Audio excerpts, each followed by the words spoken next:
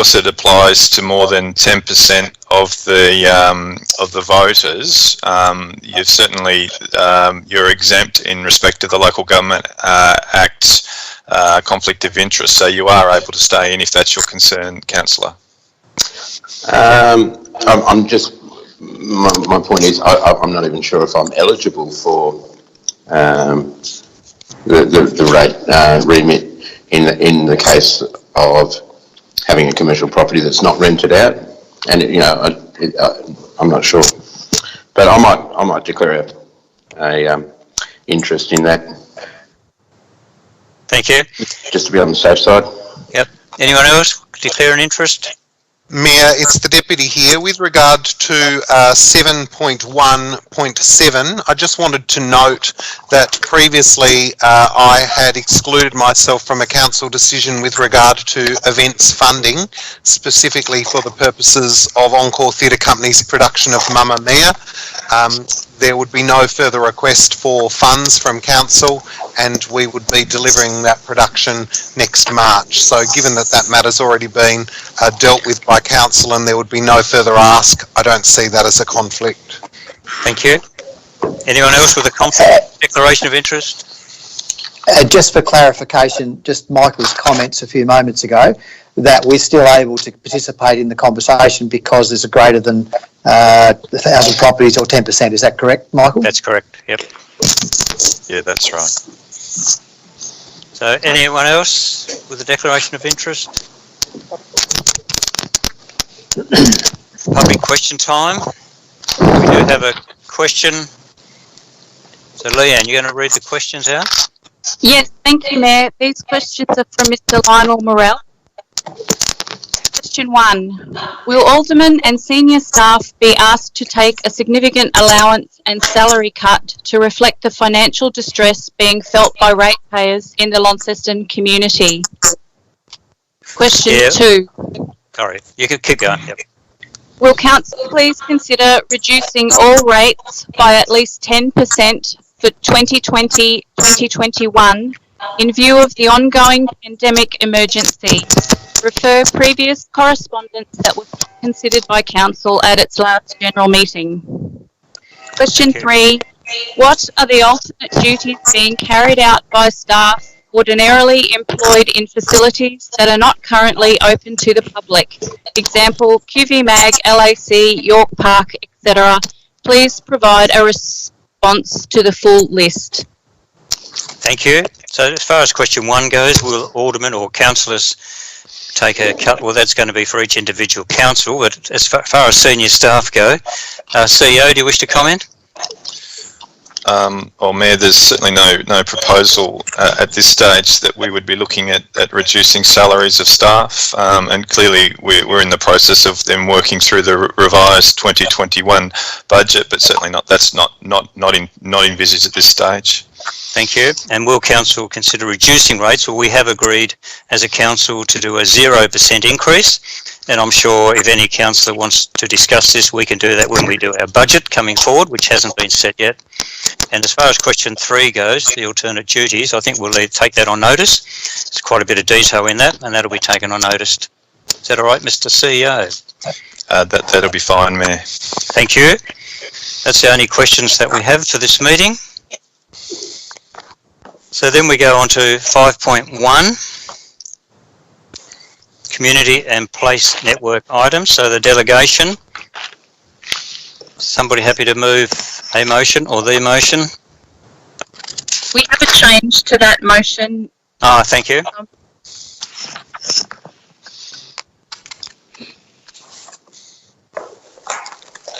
Thanks, Leanne.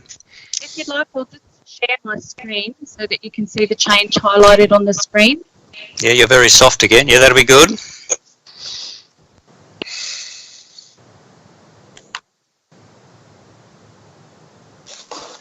So the change is highlighted there in yellow. The original recommendation, it read a decision to grant a permit pursuant to section 57.6. The amendment is to add the words or refuse. So that line reads, the decision to grant or refuse a permit pursuant to section 57.6. Thank you. Is there a mover? May I ask a question on that? Oh, you've got to take a mover. I'm happy to move, Mayor, Deputy. Moved by the Deputy Mayor. Is there a seconder? I'm happy to second, Mayor. Thank you. So, question from Councillor Finlay. Thank you, Mayor. Leanne, I understand that that's the final paragraph in the column on page 4. The paragraph prior also refers only to granting a permit, not granting or refusing. Are there 2 amendments or just the one? Just the one. Thank you. Thank you. Deputy Mayor, you wish to speak to it? No, thank you, Mayor. Councillor Cox, you wish to speak to it? No, I don't think so, Mayor. I think it's pretty straightforward. Thank you. And Councillor Finlay, you wish to speak to it? I will briefly, thank you, Mayor. I think the delegation has been stepped out clearly in our papers. It has protections in there for the community and the organisation. It also has provision in there, particularly regards to whether an applicant would like to agree to extend beyond these powers that are delegated. So I think trusting in the process of the CEO, our General Manager Community in place, and the Manager City Development, these delegations seem reasonable. Thank you, Councillor Finlay. Councillor Mackenzie? Yeah, I'd like to support the motion as well. I mean, I must admit, I did see Councillor Walker's email to the General Manager and I was to the CEO, and I was questioning the need to do this on the basis that we're having a meeting here and now, and what's to preclude us from having future meetings to discuss these sorts of things and continue on with our Looper powers. I appreciate we're in, I guess, unprecedented times, and there are lots of stresses and strains going on within the community. I think the best option would be to get an extension of time if that was possible, on the basis that we're still going to meet monthly, and if it was extended for a fortnight, then most of these matters could come to a full council meeting. But I understand that in some circumstances we need to be in a situation where we can make a decision to meet the timelines of the development application. So I think that they're reasonable on that basis. Thank you. Councillor Soward? No, thanks, Mr Mayor. I think it's all very, very clear. Thank you. Thank you. Councillor Stojanczyk? No, thank you. Councillor Dawkins? No, thank you. Councillor Dakin?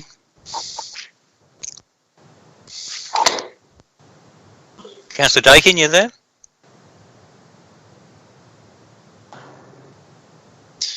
Apologies, I just had to unmute myself.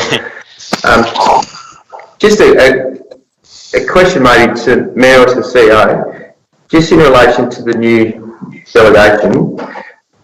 If we are to meet in the future as a council, obviously next month or the month after that, and these development applications were within the current timelines, they would still come through to us as councillors in a normal council meeting? CEO? Should there be amendments? Thanks, Mr. Mayor. Yeah, certainly this is a last resort. We wouldn't seek to exercise this delegation unless we're not able to get it before a council. We don't know what is going to happen in respect of further lockdowns and the way that we will need to respond to this pandemic. So my assurance to the council is that we would only exercise that delegation if it was last resort, and certainly our intent would be to bring it to council as our preferred course of action. Thank you. Anything further, Councillor Dakin? Yeah, just a subsequent question. If those powers were to be exercised, we would be fully informed of that as a council via email before that happened? Correct. Yeah. That's all. Thank you. Thank you. Councillor Harris? Yes, thank you. I've got a question, I guess, of the need for it, and Michael, perhaps if you might be able to give us a example where you feel these powers might be used that you could think of, because in my view, if we're still meeting as a council, even if it is in a virtual world as we are today, why would we not look at every DA as we do, 3 months ago? What's the exception that you would see? Thanks, Councillor. Yeah, through Mr. Mayor. Look, I can't foresee every scenario that we're going to need to adapt to over the course of the next couple of months. Again, a lockdown may well mean that we aren't able to meet, and I don't know. So, end of the day, we felt the need to have this flexibility so that we are able to keep the process of planning continuing through and help us manage through this process. But look, my preference would be that we don't exercise this delegation at all. But I think it's just to have it there in case we need it. Thank you. Look, with that in mind, if, it's going to be the exception rather than the rule, which was actually what I had, it's the reverse of what I thought you were going to do. I'm quite happy to support it as it is then. The other thing that has been mentioned is the move to monthly meetings, and I'm not sure when that was decided. Can you make any comment on that, please, CEO? I can say that it hasn't been decided yet because it's further. Next item. All right. That's all. Next item. Thank you. Councillor Spencer? Yes, I think I support the CEO. That probably would be required in emergency situations. A full lockdown, it might be required. So I go with him, and also agree with what Councillor McKenzie said. So I'm happy with that. Thank you. Thank you. Councillor Walker?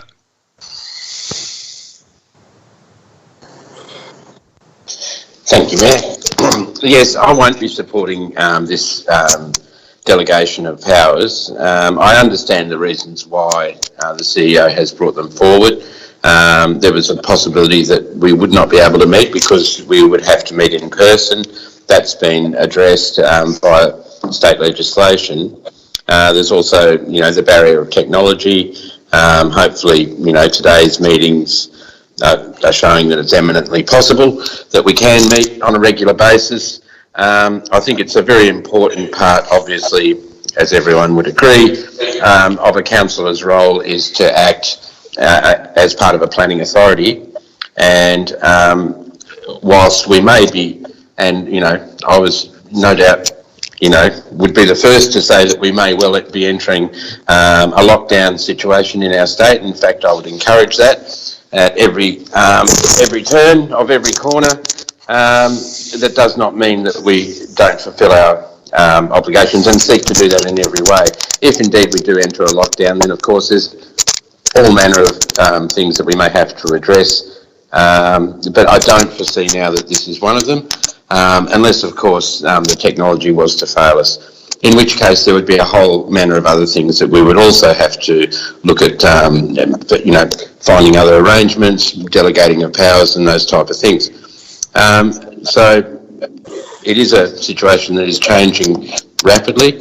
In this case, we can meet regularly, and we can continue to fulfil our role as councillors. So yes, I won't be supporting this delegation of transfer of power. Thank you. Thank you. So, Councillor Deputy Mayor Gibson, do you want to close? May I ask a question, Mayor? May I ask yes, a you question can. before it's closed? Yep. Thank you. My Councillor question either to the CEO, or I'm not sure if we have our Manager of Development Services here. My understanding is that the instrument of delegation couples with the next item, which is the schedule of council meetings. Can I please get you to respond to the question that in the event that we don't implement this delegation and a planning item can't be considered within the time that a deemed approval would occur, that puts the council and the community at risk because items could go through without conditions that are provided with discretions to protect the amenity or the livability and other safety elements of the community. Could you respond to that question, please? CEO. Thanks, Mr. Mayor. So we already have a delegation that if we're not able to get an extension to a planning planning application and the statutory time period were to run out, I have got the delegation to be able to refuse applications before it gets to that point if we can't get an extension. But again, that's not a power that we've exercised before, because typically we'll get the extensions, and that's still what we'll continue to do. It's just about the issue here is the unpredictability about what may happen over the course of the next couple of months. So, thank you. Any further question then? No, thank you. Thank you. Councillor Gibson, Deputy Mayor, do you wish to close? Thanks, Mayor. So obviously I want to thank the CEO for the detailed explanation. This is not something that is intended to be used across the board. Rather, it's something that in prudent planning with regard to us not being able to foresee what's going to occur into the future, the ability to keep our council and importantly planning continuing to roll along. So I want to thank the CEO for that detailed explanation and also answering all of the questions, particularly the question that came from Councillor Daking with regard to us as councillors being made aware of a process that would be undertaken if indeed no extension of time was made possible. So I would encourage all councillors to support this motion, noting that we're unable to predict what's going to occur into the future, and in the unlikely event of those powers needing to be exercised, we would be made aware in any case. Thank you, Councillor Gibson. So I'll put it to the vote and I'll go through each person individually. Councillor Gibson obviously is a yes. Thank you, Mayor. Councillor Finlay? Yes, thank you, Mayor. Councillor McKenzie? For. Councillor Soward? For. Councillor Cox?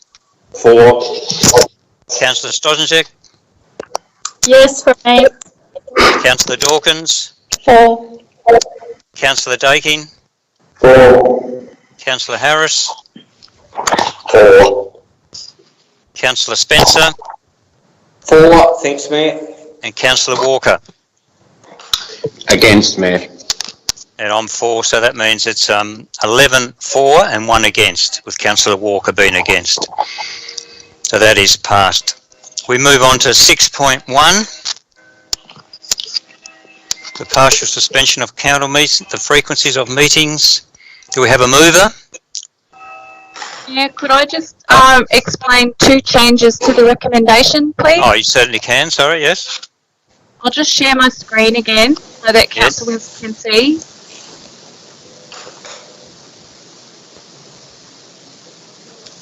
There is a change to recommendation 2 so that it reads, determined to meet at least once per calendar month as proposed by Regulation 4.4 of the Local Government Meeting Procedures. And there is a change to Recommendation 3, so it reads, meetings will be convened by the Mayor or Chief Executive Officer on an as-needs basis as provided for by Regulation 4.1 and 4.5 respectively of the Local Government Meeting Procedures. Thank you. If you will, Mayor. Yes? If you will, Mayor. Yes. Yeah, and again, it was sort of borne out in that last debate. I was of a view that the recommendation should change just to create more flexibility in terms of how we need to convene meetings over the course of the next couple of months. So that was why I have recommended that we remove those specific dates and leave it a little bit more agile. Thank you. So is somebody happy to move the motion or a motion? I'm happy to do so, Mayor. Those amendments. So Councillor McKenzie moved and seconded Councillor Finlay. Is that right? Yes, Mayor. Yes. Councillor McKenzie, you wish to speak? Look, I think it's a sensible sort of move in relation to the way the organisation's working and the way the country and the states are working at present. I guess that sitting at home, I feel a little bit impotent in regards to what's going on, and I guess probably continuing to have regular meetings is good for me so that I know what's going on in and around the town. But I also appreciate that there are lots of things that are being run at an operational level at the moment that probably need more attention than perhaps a regular council meeting. And I would anticipate that the General Manager and the Mayor will keep us informed of things that are of import during the periods between council meetings, as they have done already. So therefore, I think we're being kept well informed in relation to it, and I certainly have always respected the fact that the the CEO and the Mayor have always been prompt in responding to any inquiries that I've had over that period of time. So I think in the fact that we're going through some pretty unprecedented times, to have less activity at council level, because I think strategically we're not being asked to make too many strategic questions at the moment. We're just dealing with day-to-day operational matters as they occur in relation to this crisis that's extending. And I'd rather the CEO probably push his focus completely onto those matters at the moment, as long as we're kept informed and we're asked questions where it's appropriate that we as councillors need to. And I would sort of respect the Mayor as being our mouthpiece in regards to that, and determine from time to time that the councillors should be brought to a meeting to discuss anything that are important, regardless of whether it's on a monthly cycle or shorter, which makes sense about at least once per calendar month. I think is an appropriate amendment to the agenda, to the item. Thank you. Councillor Finlay? No, thank you, Mayor. Deputy Mayor? Councillor Gibson? I just want to endorse those changes that we obviously have made today. I think we've seen a great deal of progression since the time that this agenda was written, certainly in the last week, with government regulations changing and now our own ability to be able to work remotely. So I endorse the changes that have been made and support the need for meetings to occur as needed. Thank you. Councillor Soward? Just to echo the comments already made, Mr Mayor, I think it's all been said. Thank you. Councillor Cox? Endorse the comments made so eloquently by previous speakers. Thank you. Councillor Stojanczyk? No, thank you. Councillor Dawkins? Thank you. Yes, I also concur with the words of Councillor McKenzie. Whilst we still do have community questions coming through to us, I would imagine as the pandemic progresses, they're going to be very, very similar questions that are going to be asked of all of us. So as long as we are able to get those answered, which I believe we will be anyway, then of course I support this. Thank you. Councillor Dakin? I agree with Councillor Cox's comments. Thank you. Councillor Harris? Yeah, thanks. Look, the fact that you're going to have at least once per month, I think is good. I am a bit worried that the next meeting's not going to be till the 14th of May, which is close on 5 to 6 weeks away. Having said that, I'm aware, of course, we have Easter in the middle of that and also Anzac Day. So April is a peculiar month. I do like the fact that you can determine to have a meeting as needed, and I think that's important because as shown when we met on the Monday, sometimes we do need the ability, that flexibility, so we could have perhaps had a meeting and decided what to do then and there rather than waiting to the next Thursday. So I'm still a little conflicted on this because I think we're elected to be the board that drives the council, and if we aren't meeting regularly, are we meeting our obligation? And that's the thing that is still in my mind somewhat unclear, I guess. I don't know if Michael can make any comment on that, but I would have preferred us that we continued to still meet on a fortnightly basis, even if that fortnight might not have been until 3 weeks' time because of Easter. That sort of thing, Michael. I don't know if you want any comment you want to make on that. CEO? Well, could I just, I don't know where Michael is, but can I just say that the regulation requirements are for us to meet once a month? That is a requirement. That's what other councils do, except for the larger councils, and we're one of those. So we are meeting all our requirements by legislation the once a month. So, and that's why that is now. Whether that 14th of May could be the 7th of May or whatever. So that's something that's very flexible. That this allows us to change that if we need to as well. So, CEO, are you there? Yeah, I am. Sorry, I had the mute on. Everyone's doing that, I think. No, that specific date reference has been removed so that we do create flexibility in that amendment, so that it could well be that we do meet in a fortnight So we just need to, so we remove that to put the agility into the motion. So. Correct. Okay. It's not amended on either my printed or the online version. That's all. No, it was on the version that Leanne shared at the start of the motion.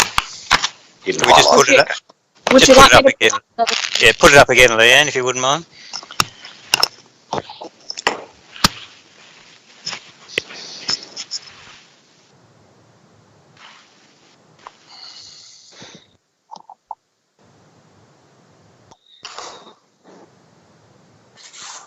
On an as-needs basis, that's right. Yep, okay. Can be the date. Yep. Thank you. Thank you. Councillor Harris, anything more to say? No, I'm okay now, thanks. Thank you. Councillor Spencer? Yeah, I think we probably need to meet on the 7th if we can. 5 weeks is probably too long. But I can understand why we're doing it. All the other councils around us normally meet once a month. I'm happy to do what is required under these difficult circumstances. Thank you. Councillor Walker. Thank you, Mayor. I won't be supporting this. I think quite clearly we have a job to do, just as many other people, including our council employees. Our job has been determined that meeting once every 2 weeks is sufficient. I don't see why that should change. It's interesting that people are using the argument that we're in unprecedented times and that we can't predict what's going to happen in the future. And yet, if any one of these councillors need to address an issue, need to perhaps bring forward a motion because of some community concern, need to ask a question, that option's being taken away. So they are unprecedented times. We can't predict what is going to happen, but I see no argument that convinces me that we can't meet as we normally do, doing the job that we normally do. I understand that things are unpredictable and we can address them as they come along, but we already have the provision to meet only once a month if we want to. That's already part of the legislation. But the idea that we're not going to potentially meet for another 6 weeks, and yet I might walk out of here this afternoon and someone brings up an issue that I think needs to be addressed in a council meeting, is of great concern to me if I have to wait another 45 days to address that in a public meeting. I do not agree that the fact that things are unpredictable at the moment is a reason for us not to do the job that we're elected to do, and I won't be supporting this motion. Thank you, Councillor Walker. Can I just say that it was made quite clear just previously that the next meeting will be as determined. Now that could be the last week of April, or it could be the first week of May, or the second week of May. And if any councillor has an issue that's burning and other 7 councillors agree, we would hold a meeting within the required time, whether that's 1 week or 7 days, whatever the requirement is that we need to do it. I'll give you that guarantee. So, Councillor Mackenzie, you wish to close? Yes, I do, and look, I take Councillor Walker's comments very seriously, because I think he's got an element that sort of made me think when I was first reading the motions. I actually chair another organisation where we've actually gone in the reverse order, where we're actually meeting weekly rather than every 6 weeks. So, but that's a health organisation, so it has a little bit more gravitas as to why we needed to do that. Look, I think at the end of the day, we have to have some trust here. I view that we, as councillors, still continue to do our job, albeit in different circumstances, given that we're doing lots of things from home. We are still the ear and the eyes of the community when it comes to being asked questions. I'm still fielding questions from various constituents in regards to things, and I still raise them back through council. At this stage, I haven't seen that the need for me to have it and raise it by way of a motion in council is something that is prevalent to me. But I think this motion gives us the ability to bring together a council meeting, and if the matter's urgent enough, I hope that 6 other people will see that as urgent as well, and we can then draw a council meeting together very quickly. My concern at the moment is that we are about to, in our next package, deal with a number of things which are significant in the community care package, which is going to take a lot of time of the officers of our council. The CEO is going to need to stand over the top of that because it's a significant financial burden to the community that we are likely to agree to today. So as a consequence of that, I will support the motion because I think that is the most important thing that we're doing at this point in time. I don't have a problem at any stage, any member, and me included, going to the Mayor and saying, I think we need to have a meeting sooner than the 4 weeks. And again, this motion enables us to continue to do that. So I think that we just wear our big boy trousers and come out to play when we need to. And if we need to actually raise it because it is urgent for us to do it, then let's stand up and deal with it at that point in time. But in the meantime, I think that these measures are appropriate in the circumstances we find ourselves in. Thank you. So I'll put the motion. Again, I'll go through each councillor. So sorry. I'm just going to go through each name. So I'm getting feedback here somewhere. So we'll go through each councillor. Deputy Mayor? 4, thank you, Mayor. Councillor Finlay? 4. Councillor McKenzie? 4. Councillor Soward? 4. Councillor Cox? 4. Councillor Stosnicek? 4. Councillor Dawkins? 4. Councillor Dakin? 4. Councillor Harris? Against. Councillor Spencer? Right, Tim. 4. Councillor Walker?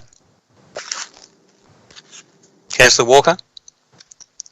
Sorry, it takes a bit to get us off mute. Against. No worries. So that is 10 for and 2 against, because I'm 4. So that is carried. So now we move on to item 7.1, the Community Care and Recovery Package. As I would like to move this and get the Deputy to second it, I'm suggesting that Councillor Finlay chairs this part of the meeting. Councillor Finlay, do that now. Thank you. Yeah. And in moving it, can I move it with the exception of points 7 and 8? I think we need to leave separate. Is that correct? Have I covered those that have a declaration of interest community?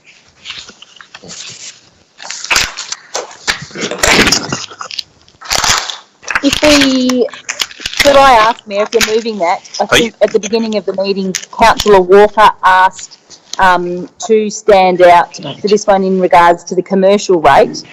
If he continues to intend to do so, we could unanimously support the rest of it, potentially? Yeah, but we've got some that want to step out of points 7 and 8 as well, I think. So sorry, can we seek clarification on that, Mayor? I thought that the CEO said that we were still entitled to continue on in the discussions in relation to it. So I've declared my interest, but I'm still prepared to vote on it on the basis of what the the CEO said.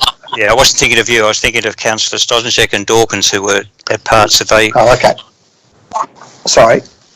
Unless I've got that wrong, I just wanted to clarify that. No, that's correct. Part 8. 8. Yeah. Is it 8 for you too?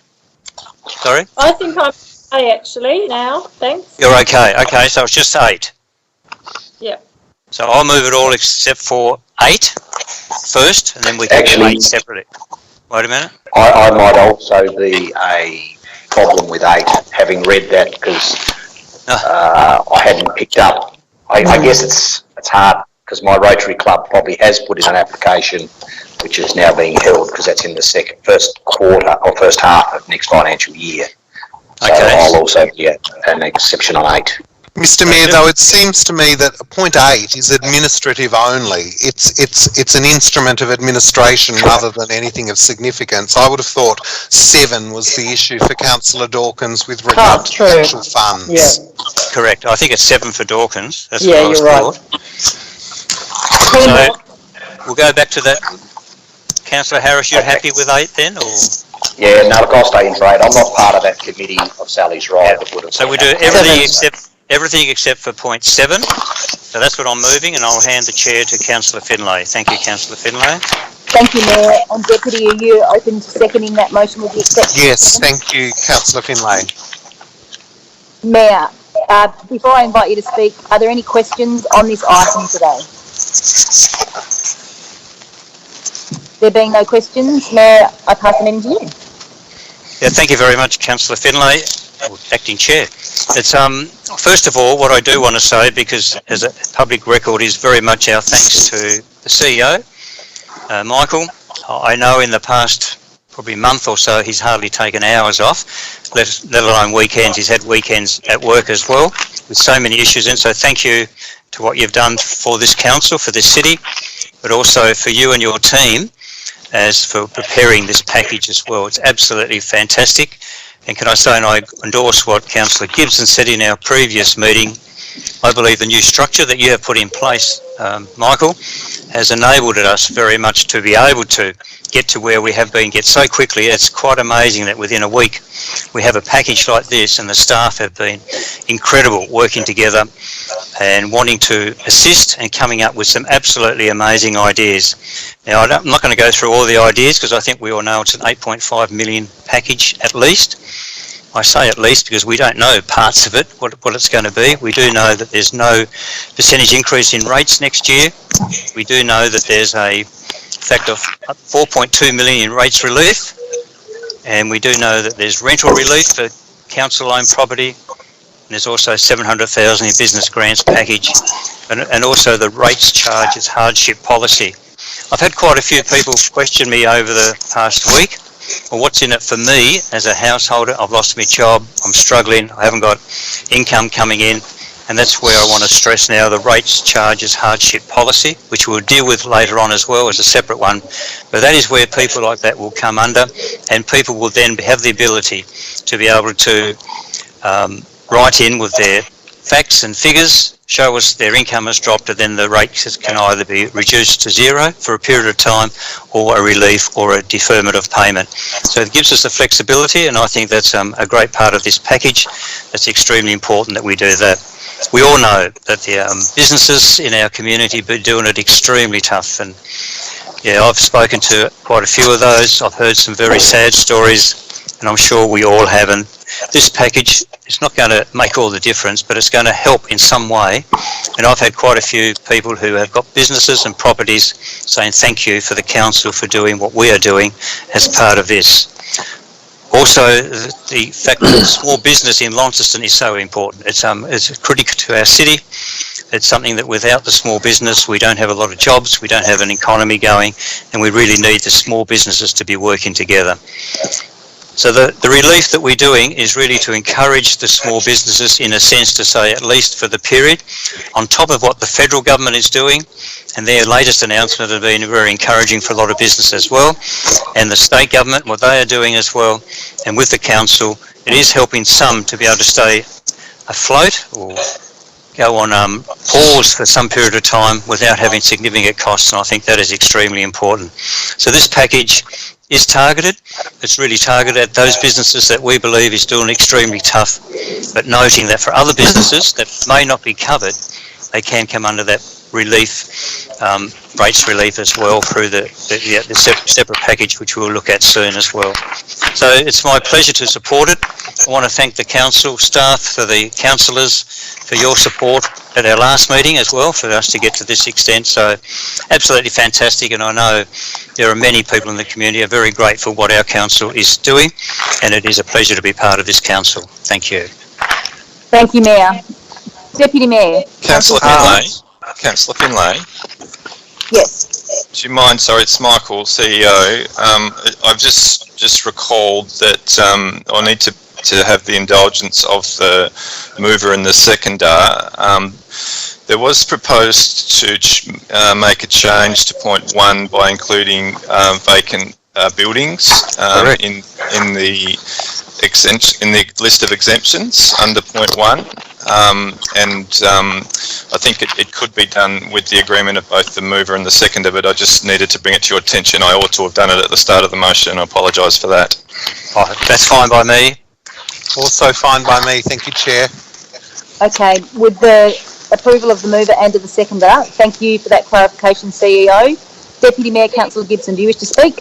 I do. Thank you, Councillor Finlay. And I want to start by acknowledging that I understand that this is a very difficult time in our community and that a number of people are doing it extremely tough. I want to thank the Mayor for his leadership in bringing this notice of motion 2 weeks ago, and further thank the CEO and the staff for the very great work that's been undertaken in putting together what I think is a really multi-dimensional recovery package, not a stimulus package, but a recovery package to help our great city on its way now and into the future as we work our way through this time. I want to, Chair, just pick out a couple of things that are, I think, very important. And the first one is the continued and enhanced support of the more vulnerable members of our community that are included in this plan. I want to reference that our community development team have been working very hard in this space for a lot of months, but they're going to continue to roll out programs and initiatives and develop a great framework that will strengthen the resilience of our community. And we saw this last week with the release of a fabulous tip sheet that gives people some confidence as they build resilience and navigate this difficult time. Tips to look after ourselves and stay connected, as we know that's very important. The work that that group, the work that those committees and the staff do in that space is really important. It's important at a time where loneliness is setting in for many people, and I want to really celebrate their work and acknowledge the work that they'll do into the future with the reallocation of existing resources. Chair, I also want to point out something that the Mayor has alluded to in his introduction, and that is that special grant to support business digital innovation. This approach will see some $700,000 provided to initiatives to support small and medium-sized businesses, but importantly also sporting, cultural and community groups to rapidly transition to alternative models of commerce, primarily through digital solutions. And I know that should this item be passed this afternoon, that program will be ready to go.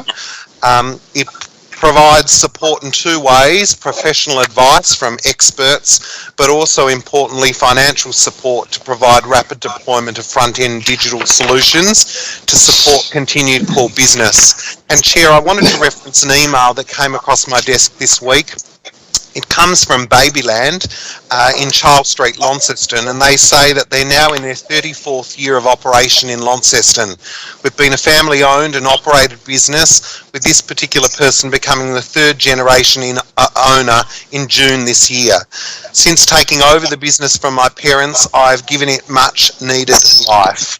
But I can see that these proposals will greatly help my local small business and others weather this difficult, uncertain time. The particular assistance that stands out to me and my business is the support in adapting to an online marketplace. And I think this is what that initiative, together with the others that have been outlined by the Mayor, will do as we try and navigate this difficult time and allow business in some way to continue in this great city. So I support all of the initiatives that are included. I referenced that it is a large amount, and for some people perhaps they feel that the council should be doing more, but I suggest that $8.5 million is a significant package and one that will definitely benefit the majority in our city. Thank you, Deputy Mayor. Councillor Dawkins, do you wish to speak? Councillor Finlay, could I go on the way through the list? Is that what you're going to do?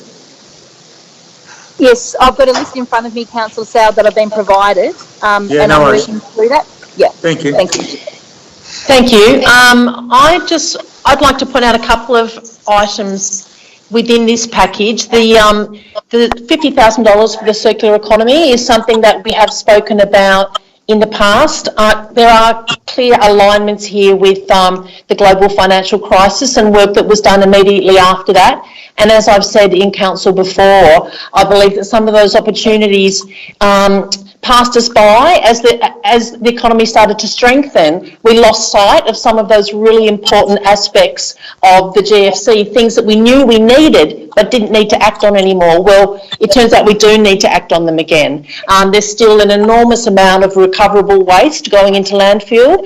This provides opportunity, along with the Northern Waste Management Fund, to ensure that we do everything we can to stop that and change that and use those fabrics when we can. I would hate to see us slip back. So if we're to invest this money now to ensure that the circular economy has got more weight and more people working within it, I wouldn't like to see us step back once the economy is robust again. If that in fact happens in our lifetime, I don't suppose any of us really know. The other thing I'd like to touch on is, I'm not sure if people heard today on the ABC News, but the Real Estate Institute of Australia has called on all councils to do exactly what we're doing now. So what that shows me is how incredibly brave and at the forefront of this we have been as a council. I know it has been noted, but to me that really brought it home because so few councils have been able to be swift enough to be able to bring a package like this to their community. The only other thing that I would like to indicate, my question I noticed was answered in the last meeting, but today the New South Wales State Government announced that all food vans and trucks can operate from any private land in that state, which I thought was a really bold and quite surprising move. So there's still that tension between economy and community, which we're seeing play out in every decision that's being made during the pandemic.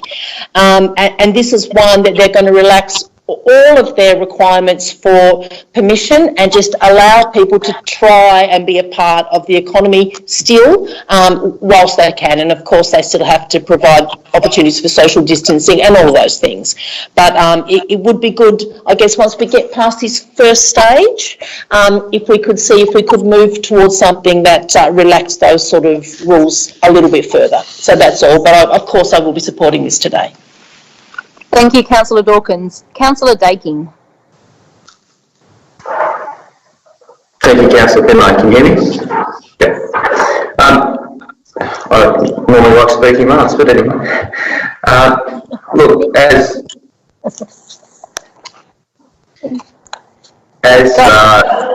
the previous councillors have spoken, I will be in full support of this package. I'd like to also thank the mountains of work that the CEO and his team have been able to put together.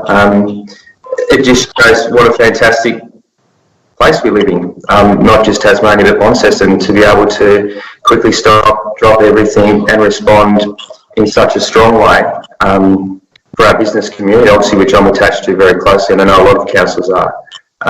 Yes, the business community is hemorrhaging. We all know, we've all heard about it, we're all experiencing it. It is tough, it's extremely tough today, but I think this package will make sure it's not impossible tomorrow. Getting through this is the hardest thing that all these businesses have faced. But restarting is going to be even harder.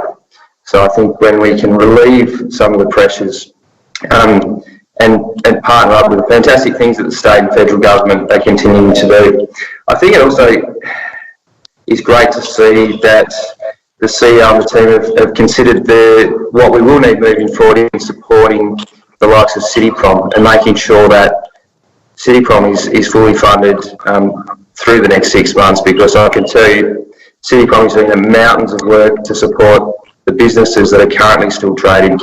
They're there in a support space right now.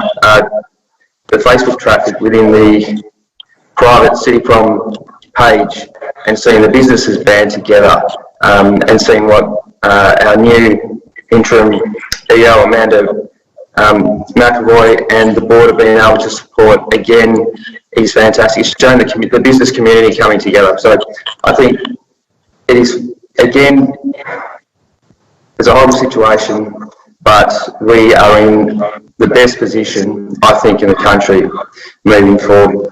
I don't really have much else to say except a personal note or a message to all of the wonderful landlords that are out there in Launceston.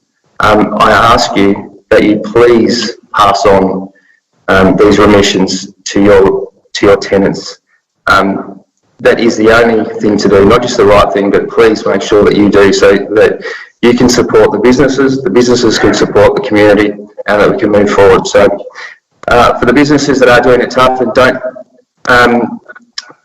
know where to go and need to talk to people, I ask you to talk to CityBrom, talk to the Chamber, and talk to us, your local councillors, so that we can help in any way. So I do fully support this motion. Thanks. Thank you. Thanks, Councillor Daking. Councillor Soward. Thank you, Chair, and just to endorse the wonderful remarks of the previous speakers. I won't repeat what they've said, but I'm going to focus on a couple of other things. And I guess I am going to start with a theme that the Mayor mentioned in conversations that he had had with people who had touched base with him on the why doesn't everyone get a rates remission. The rates hardship policy does deal with that, but the thing that I would say through you, Chair, is that this has been a rapidly moving set of circumstances. While we're sitting here today, we've had Prime Ministerial announcements. There'll be another Premier announcement this afternoon. So there have been a range of things, a variety of stimulus packages, a variety of assistance packages, a variety of payments, a variety of all sorts of things that have attempted to make sure that no one falls through the cracks. So, like everything, some will get a little more benefit than others, but it is a genuine attempt to help those in need. And as other speakers have said, that's what this does. It helps others in need. So, for instance, in item 3, waiving fees for food business registrations, public health risk activities, on-street dining, etc. For some people, that is a massive help. A little thing like that is a massive help. The other thing, I guess, where I really want to focus my energy in my remarks, Chair, is on item 1, providing a remission of the general rate and general charge for a period of 6 months for commercial and sport and recreation rates categories. Now, one of the things that needs to be said, and we've got to be upfront and say it, is that this council does not have the power to make landlords pass on the benefit of this to their tenants. We don't have that power. But what I know that we do and we are doing and we are seeing in our community, Chair, is the goodwill of people in acting in the right way. The only way our community, our state and our country will get through what we face is if we all do our bit. If we all do our bit. So, listening to Mark Bouris the other night on ABC and on Sky News later on after that, well-respected person in the property sector, he pleaded with landlords to say wherever you get a benefit in terms of whether that be a freezing of bank charges, whether it be a council like our council doing this, please pass that benefit on to your tenants. Because as we know, Chair and other councillors, it becomes a ripple effect. That waiving of charges and fees trickles down, so the landlord passes that to the tenant. That then lets the tenant keep staff on or keep staff in the system, keep selling stuff online. So the chain continues. The minute someone goes, you know what, that bit of benefit I'm going to put in my pocket and no one else is going to see, other people get hurt. Other people get hurt. And what I'm seeing, Chair, what I'm hearing in our community at the moment are some very wonderful stories of people doing their little bit, just like we're doing our bit today. Now, an $8.5 million package isn't just a little bit, but it's our part of what we can do. So I just wanted to highlight that rate remission, and I wanted also, as I said, to add my voice to those asking landlords, please do what you can in working with our tenants and our community on making, keeping people safe and helping keep our community run effectively. The other things I think others have touched on, which is wonderful. I also want to add my voice to that of the CEO, to that of thanking the CEO and all of the staff. Again, this council at times, as all councils are, we become whipping boys for people who look for things to complain about. Well, I'd also hope out there at the moment those people recognise the extraordinary work that our staff have gone into, as the Mayor said, working around the clock to put this together. You know, this is a massive, massive undertaking. So, Michael Stretton, thank you and your team for their exceptional hard work. Dramatic times call for dramatic actions, and this again is our example of where we've stepped up. And again, something which I'll finish my remarks on, a 0% rate increase next year. People talk about rate decreases, and I know we've been approached to decrease everyone's rates, but a 0% increase is again good faith from this council, because one of the things, Chair, that will happen, our costs will go up, as we know. We've got some skin in the game. We're going to wear part of the cost of this, and we're trying to do our bit. I think it's a wonderful package. I'm very, very proud to be a part of a council that supports it. And yeah, I'd like to say I hope that in my lifetime, and particularly my time on this council, we never ever have to see councils and state and federal governments take such radical action to deal with such a serious threat. It's a massive thing. So I'm proud to be part of this council that's dealing with this today, and it has my full support. Thank you. Fantastic. Thank you, Councillor Soward. Councillor Mackenzie.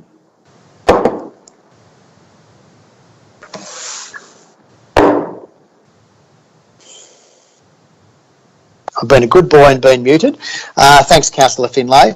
Look, there's been a lot said, and I guess that we all probably should say something in relation to this, because in my lifetime, and I'm guessing most of the lifetimes of the people who are still alive, we've never seen anything like this in the world. I'd just like to acknowledge the very difficult social and economic circumstances we as a state, we as a country, and we as a world are facing at the moment, and they unfortunately are going to continue for some time yet. I'd like to acknowledge the leadership of the City of Launceston, because it seems to me that we are leading the charge in regards to a lot of the things that are going on in and around the country. So thank you to Michael and his team for what they've done in relation to that. I also note, when looking at the package, that there is no one size fits all, and there will be some people who feel that they've missed out in regards to what is in this package as a specific item for them. I note also that in the next item after this, we're going to talk about hardship packages, which hopefully is the bit that catches the people that fall through the net and don't get covered by specific provisions. So they have the opportunity to put forward their case in relation to whether they should be treated similar to other people in the net that we're catching through 7.1. I think we need to acknowledge that our provisions are only part of a whole package. Our stimulus is not a stimulus, ours is just a rebating position where we can actually help the people in and around us. The stimuluses are coming from the state and federal government, and they are coming through in spades in the last week or so with some of the significant things. What I'd also like to sort of state is talking about the resilience of people. As I've walked away around socially isolating and had conversations with various people on the net, on the telephone and things like that, the level of positiveness that I'm hearing from people about where we're going to end up as a community beyond this crisis. I think that maybe this is some form of reset that's needed by the world, by the country, to try and sit there and say, have we got our value system right? Are there things that we should be doing differently? And I hope that out of all of this, that we will actually have a good look at what we do and where we are and do things differently. A lot of people have been talking about buy local, do this sort of stuff. To be quite frank, we've been talking about this for a long time. But I wonder how many people actually act out those words and actually do buy local. That threat of the internet where there's something a little bit cheaper online is always there, and it's something that I think that too many people take for granted. and don't realise what impact that has on local businesses in Tasmania and beyond. So I just really hope that as we go through this crisis, we are really out there focusing on the local people. We are supporting them. This is Launceston City Council's way of supporting them.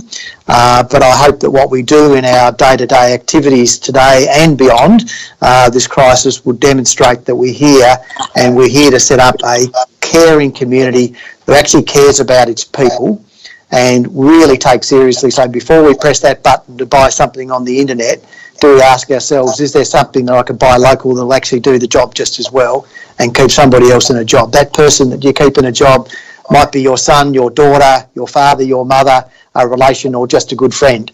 And they're the sorts of things that I really hope that we learn as a world and as a country, that some of the things that we've been doing in other places should be done here. So I really want to promote the circulating economy and a number of things that have been put in the package. But I think we can go further than that. I think that we as a state need to consider what are the things that we actually should be doing here, not just what we are doing currently. We've managed to divest things out to low-cost entities and low-cost countries around the world, but maybe that's not the best thing for us as a community. So I really ask us to sit and have a really good think about what we can do and think about the opportunities for us as a town, as a region, as a state, as a country, where we can actually really turn this around. And there's going to be a lot of people hurt. Some people won't come through in an economic sense the way that they started out at the beginning of this, and that's really sad that that happens. But unfortunately, that's just what the situation is. But when we rebound, let's rebound hard and make sure that we as a world learn from the lessons that this pandemic has brought to us. Thank you, Councillor Mackenzie. Councillor Cox, do you wish to speak? Yeah, look, I'd just like to endorse the comments that have been made. It's very difficult to say something new when people have spoken so eloquently previously. I just want to go back and say how pleasing it is to be part of a council that's been so caring and so forward-thinking and quick-moving. I mentioned the other day at a meeting that the people that put this together did what was an unbelievable task. They're people that we hardly ever see. Most people don't know their names. And they have done a sensational job. They have gone way, way beyond any expectation. So to the people and members of the City of Launceston, they should be very proud of this council. They should be very proud of the attempts that are being made to try and make life a little bit easier. As Councillor Mackenzie just said, the world as we know it's changed. It's different, and we need to try and adapt where we can. Not that easy to adapt. Sometimes for some it's a little bit harder than for others. So I endorse every comment that's been made, particularly the comments by Councillor Nick Bacon. Landlords, show a little bit of heart. And there was a comment from someone this morning where in Hobart a landlord had decided that they weren't going to reduce the rent, they were going to increase it.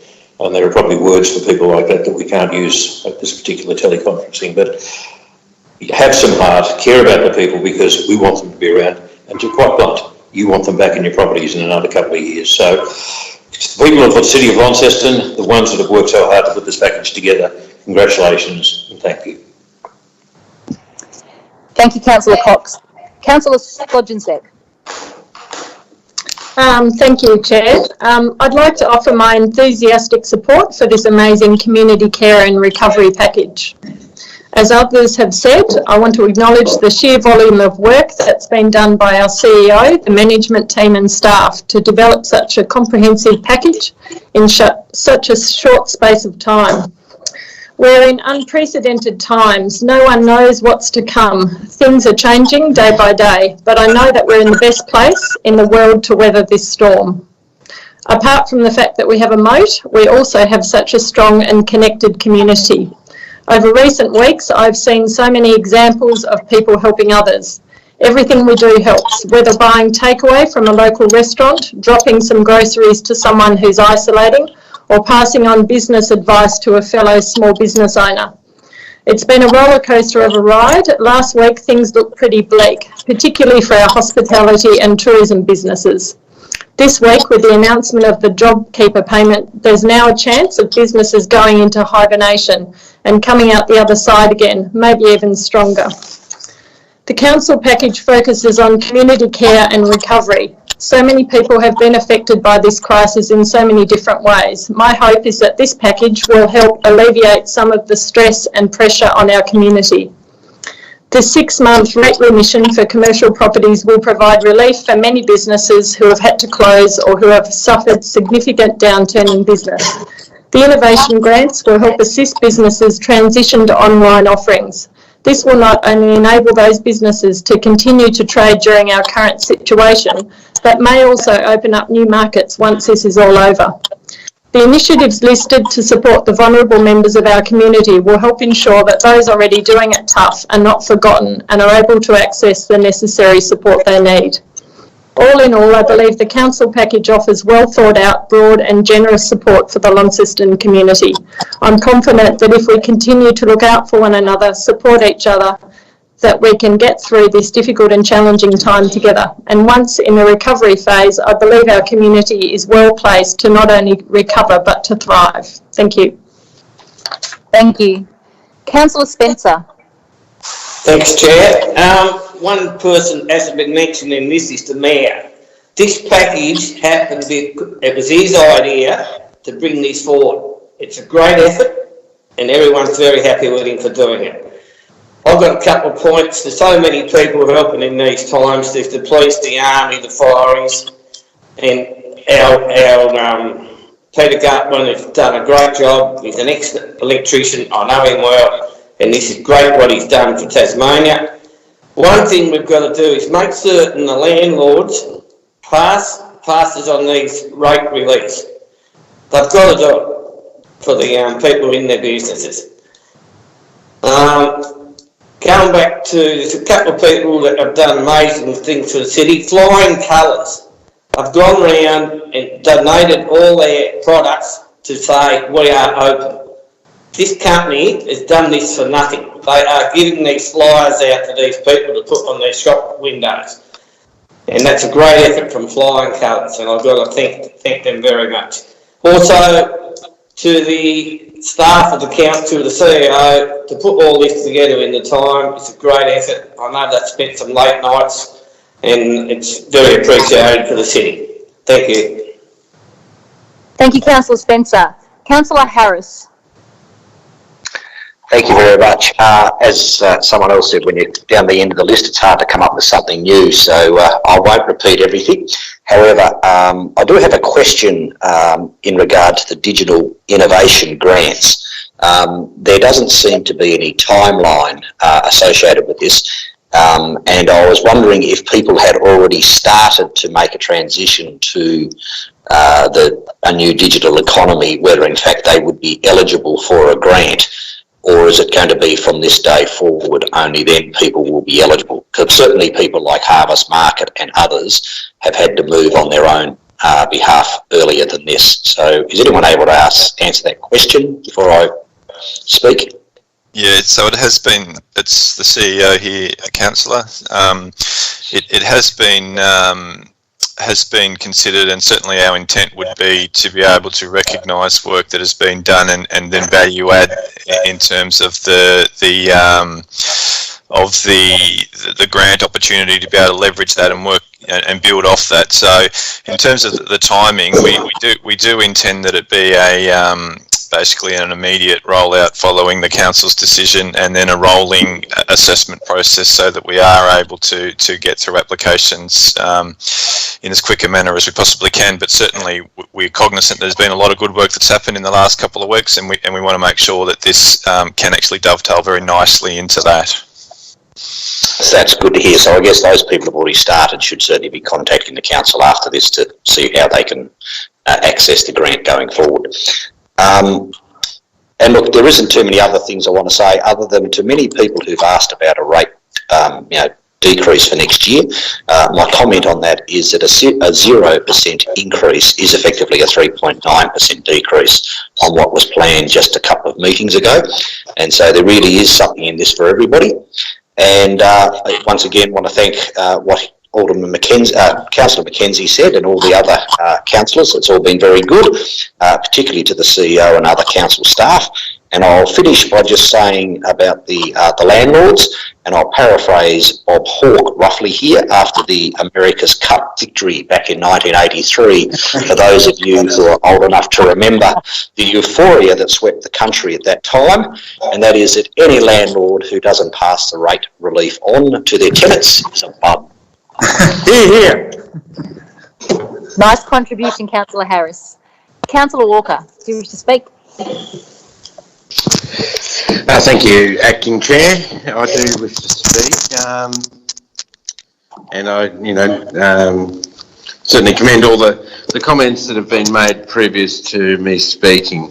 Just a question, if I could start with, and it goes a little to what Councillor Harris just talked about with groups that have already entered into a, innovative program that might still want to get some kind of grant application or something like that. Similarly with businesses, this is for you, the CEO, I suppose, if we're talking about fee relief for food business registrations, on-street dining, things like that, if someone's just paid their on-street dining, a month ago for a 12-month period, is that going to be something that would be eligible for it becomes a refund at that point? Correct. Yeah, no, in terms of we're certainly being flexible in the way that we would administer it, and certainly that is an option if there's been a fee that's just been paid, but most of the food businesses fees are paid at the start of the financial year, so. Okay. Well, certainly, I commend the motion, and I think there's also a longer game here, a longer picture that probably hasn't been talked about, and that is that the council, from my experience, have been extremely good managers of the resources that they have, and that the financial resources especially that we're entrusted with on behalf of the people of Launceston. That means that this council is in a very healthy position, notwithstanding the fact that there have been expenses over the last few years, and there will be. The council is in a very strong and robust position, and it has enabled the council to be able to make these manoeuvres at this time. It's a well-managed budget, and of course this is going to put a big hole in the budget, and I'm sure there's financial people that are sort of pulling out whatever hair they have left over that, but at the same time we're able to not just withstand that and absorb it, but we will be able to build on that. There will be some people who miss out on this, and I note that other councillors have mentioned landlords who may or may not pass this on. That's something I would encourage every business in this town to do, is to have that conversation with their landlord, if they haven't already, and talk about the fact that there is rate relief coming for these commercial outlets. And if those businesses are not satisfied with those discussions, because sometimes you don't even know who your landlord is. They might live in Canberra, they might live in Hong Kong. It's not necessarily always the case that you know who that landlord is. So if there are businesses that are having that trouble, I would encourage you to talk to your local councillor, because although we can't legislate for that to happen, I do feel as though there may be something more we can do to create some agreement, some accord between landlords and businesses at this time, if they're not coming to the party, if they're not doing everything they can to meet in the middle. When it comes to the fee relief for development applications, now's a great time to start. For most people, this would be people who are already planning a development. They might not be quite ready to lodge their plans yet. They've been working on them. Now is the perfect time to speed that up, because there's going to be fee relief for planning applications, and they're not insignificant amounts of money. And that means that people are going to be spending money locally, and I'd say, put that fee relief that you get into your building, into your design, spend it with an electrician, spend it with a plumber and a builder, so that money starts to go further and further in this community. That's the type of stimulus that this package can create. But this is not all about money. This is about, as we're all learning, about our health. It's about our community's health and about us looking after each other's health. As has been very clearly, points that are very clearly made, that your actions can save a life at the moment, and there's nothing more significant than that. We know that everything that we've done up until this point, including this package, means nothing unless we have a way of getting control of this situation, which will mean more restrictions if necessary, and it might mean a further lockdown of our community. So businesses may suffer even more yet, and that's not something that anyone wishes, but it means that all our efforts need to be focused on bringing back that community health. So I do commend the provisions for the vulnerable people in our society. That's your time up, Councillor Walker. Do you need an extension? Just a minute, please. May I get a mover and a seconder for an extension for Councillor Walker? Second. Move Deputy Mayor, seconded Councillor Spencer. All those in favour? Just anyone against that? Okay, Councillor Walker, continue. Thank you. Thank you. I won't talk about the circular economy and things like that, but I will talk about the efforts towards protecting the most vulnerable people in our society, and I think this is the key for me to this package. As much as financially, not just business owners, but all people in Launceston are going to be affected by this, it means nothing if we don't have our health. So I would like to commend the efforts that are being made in terms of especially vulnerable people in our society. Now is a time that we look out for our neighbour, not just financially, but in all manner and shape and manner of things, whether it's health, whether it's food, whether it's comfort and loneliness and things like that. And so I would love to see this list that is included in here, and I would encourage anyone listening to read the provisions that are being made, but I would like to see this list grow as we develop our community care package. And I commend the motion and thank the Mayor and all council staff that have been working on it. Thank you. Thank you, Councillor Walker. Mayor, I hand the meeting to you and ask you to close.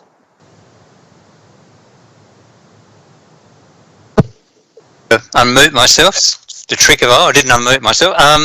Would you like to speak, Councillor Finlay, first? No, I'm okay. Thank you, Mayor. Okay. In closing, I just want to thank everybody for the support, and I think it all has been said, and again, look, we're in extremely exceptional circumstances, tough circumstances. As a community, what we need to be doing at this time is working together, very much so, to care for one another, look out for one another. What we're doing as a council is to do the bit that we can do, and it's very significant.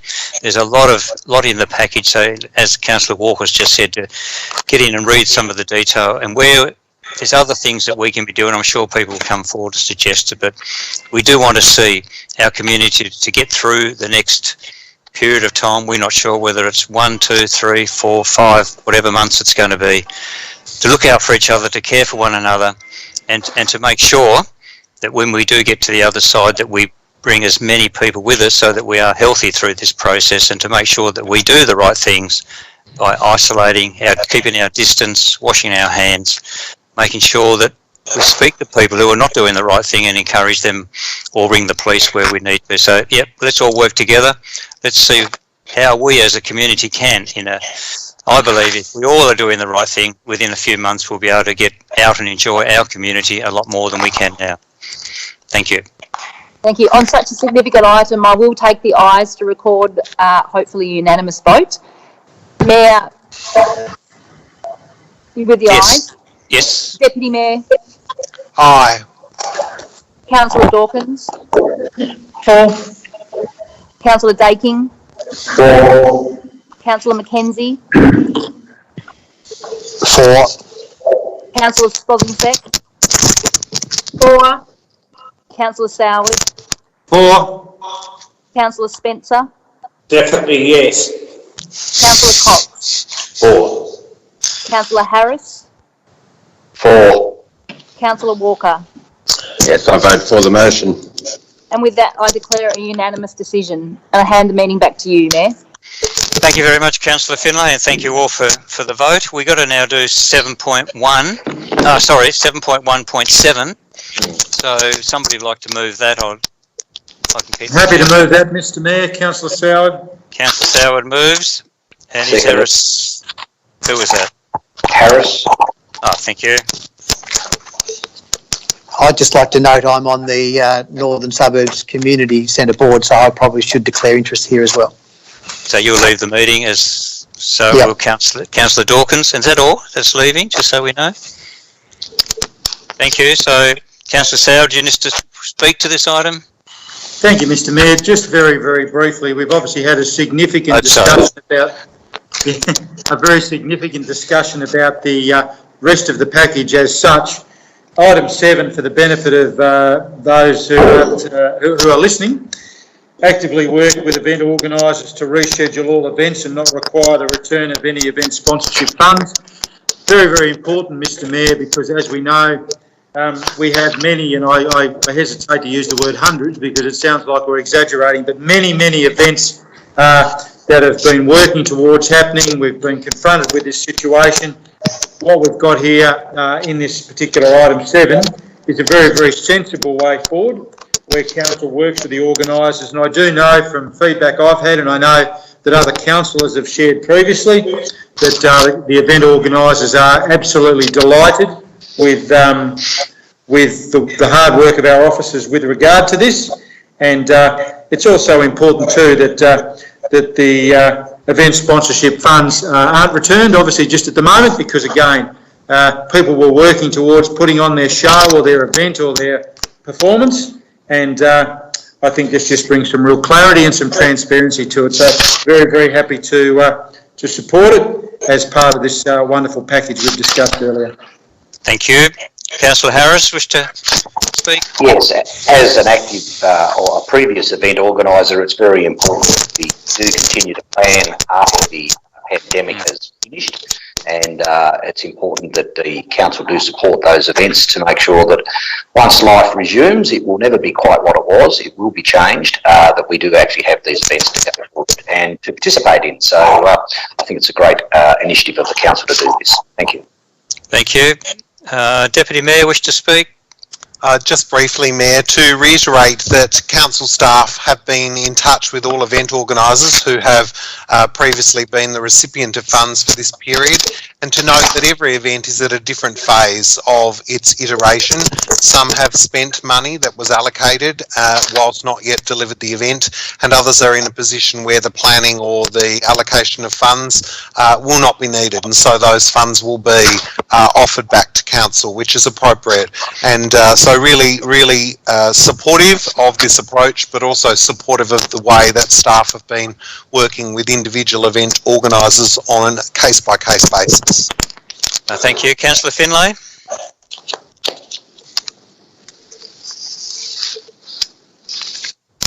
No, thank you. Thank you. Councillor Cox? No, thank you, Mayor. Councillor Dakin? No, thank you, Mayor. Councillor Spencer? No, thanks, Mayor. Councillor Walker? No, thank you, Mayor. I think I've got everyone that's left. Is that correct? Nobody's missed out? You didn't get me, but I don't have. Oh, you are. Sorry, I wasn't.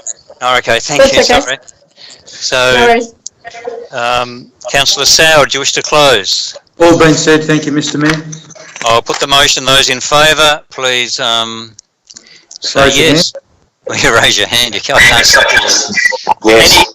Anyone voting against? That's all I need to know. There's no no's. So it's carried unanimously by all councillors that were present. That is carried. Thank you. So then we move on to our final item for today, which is the what's the number of it? 7.2. 7.2. So, I'm very happy to move that, Mr Mayor. I'm very happy to move that if no one else wants to. Yeah, moved by Councillor Soward. Is there a seconder? I'll second. Yeah, I'll second that. Councillor Harris. Okay, Councillor Soward, do you wish to speak to it? Thank you, Mr Mayor. And again, as you alluded to in your earlier remarks, this is connected to item 7.1, which we've dealt with. A couple of important points here, Mr Mayor, is that within this recommendation, particularly recommendation 2, it says that where there is a conflict or inconsistency between the interim hardship policy and the rates and charges policy, the interim rates and charges hardship policy will prevail. So in simple terms, that means this instrument we're bringing here today will take precedence over that. And I want to just talk a little to that, because that's very, very important. As many have said, we face unprecedented times. And Mr Mayor, many people out there in the community, I would say probably up until the last month, would have felt some sort of embarrassment, stigma, reticence with approaching the council about saying, you know, look, I'm having some trouble paying my rates. I think that's a pretty fair thing to assume. I know many that have spoke to me have said that.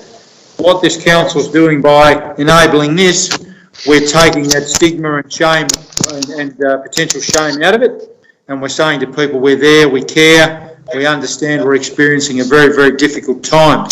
Along those lines, I know from prior experience, from feedback received by me from members of the public, how wonderful and supportive our rates staff are in working with the community, and you know, the wonderful work they do, their compassion, their kindness, their understanding in working with people is something that is very, very appreciated. This policy recognises that we are in uncharted waters, and it's us as a council saying, you know what, we want to do our bit to take the pressure out of it for you. And I would urge people, Mr Mayor, as I'm sure other councillors have as well, if they are having some challenges, if they are having some difficulty, to have a talk to our staff, because again, I've given this same advice to people all week. If you're having problems, talk to your bank, talk to your credit card provider, your finance provider, because people are understanding. They understand, they want to help, and that's particularly applicable in this instance where we understand that people are suffering and we want to do our bit. So I think it's a wonderful effort. Again, thank all the staff involved, and also recognise we're playing our part in helping people at this difficult time. Thank you. Councillor Harris, wish to speak? Just briefly, whenever we draw a line in the sand, it's always going to be someone who is just outside that line, and this policy is designed to help capture that, where we may have a business that's on the precluded list for getting rate remission, for example, but under their particular circumstances, they can in fact apply and in fact be given dispensation under this policy. And I think it's very important that we recognise that. We attempt with any broad brush to get as many as we can, but there will always be those that are the exceptions, and this policy certainly addresses that, and I think it's to be very much commended. The hard work that the council has gone in by the council staff to put this together is certainly outstanding, and it's a great piece of work for us to put forward and to vote on today. Thank you. Thank you. Deputy Mayor, Councillor Gibson? No, nothing further, thank you, Mayor. Councillor Finlay? No, thank you, Mayor. Councillor Mackenzie? I think it just fits in with the comments I made in the previous motion, Mayor, in that this is a place where people can go if they missed out in the first instance. Yep. Thank you. Councillor Cox? Endorse those comments, nothing further. Thank you. Councillor Stosnicek? No, thank you. Councillor Dawkins? No, thank you. Councillor Dakin? No, thank you. Councillor Spencer? No, thanks, Mayor. Councillor Walker? Yes, please, Mayor, thank you. I back up the comments that Councillor Harris made, that this does capture certain people who might not have benefited from any of the other measures that are being taken, and I, certainly, encourage people at this time, when you combine the different benefits that are coming from federal and state governments, and the opportunity that people have to negotiate a reduction of payments at the moment under hardship, I think, hopefully no one's going to find themselves in a position where they can't they can't put food on the table because of that, and I think that's the most important thing out of all of this, that if there is someone that's still in that sort of position, we need to know about that as a council. I note the strategic document reference, the strategic priority 3, that we're a progressive leader that's accountable to our governance obligations and responsive to our community. We need to know that from the community if there is someone who doesn't fit in these criterion. Look, I know myself, I've been in a situation where, you know, I've struggled to pay my own rates in years gone by. So I know what it's like. I know what it's like to not know how you're going to make ends meet for the week. And, you know, for anyone who's in that position at the moment, and let's hope that there's not, but, you know, for anyone who is in that position, I'd really encourage them to come and talk to the council, because this is a time when things can be flexible. People can find other ways to work around this. And it's people's mental health is very important at the moment, that they know that they're being, that someone's looking out for them in that regard. Again, speak to a counsellor if you have to. I mean, one of us counsellors, not a mental health counsellor, but, you know, the point being that it is a stressful time. Some people might not have found themselves in this position ever before. You know, for me, it's like water off a duck's back, but I can imagine for some people this would be horrendously stressful. The idea that you could not, you know, pay a bill that you always pay would be something that, you know, could be of a lot of anguish to someone. So I can't reiterate that more, that, you know, now is the time to talk openly about it and find a way forward for yourselves and for the council. So thank you very much, Mayor. That's all I have to say. Thank you. So that's everybody. Can I put them? Oh, sorry, Councillor Sow, just to close. Thanks, Mr. Mayor. It's all been said. Thank you. Thank you. I will put the motion, and if anybody is against, can you please let me know now? I'm assuming we're all for. Is that correct? Nobody's against. So the motion is carried with by all councillors. That brings us to the end of our meeting. Thank you very much. Yeah. Just, excuse me, just to say on that, for the people listening, that the actual applications for hardship will be made available online and be in hard copy, but they won't actually be available until Wednesday. So just so people are clear that that's when that will be available to be able to commence. So. Appreciate that. Thank you, CEO. Thanks again to you, CEO, for the work that you're doing. I know you're putting in 7 days a week plus, so it's absolutely amazing. Really appreciate it, and to all your staff who do a great job. It's appreciated. And thanks, councillors, for your patience through this meeting. I think we got through it very well. So well done to everybody, and keep safe. Keep home as much as we can. Do the right thing. God bless. Thank you. Thank you. God bless you. Well done, Mayor. Good job. Thank you. Yeah, well done, everyone. All the best. Look after yourselves and your families, everyone. Same. All the best.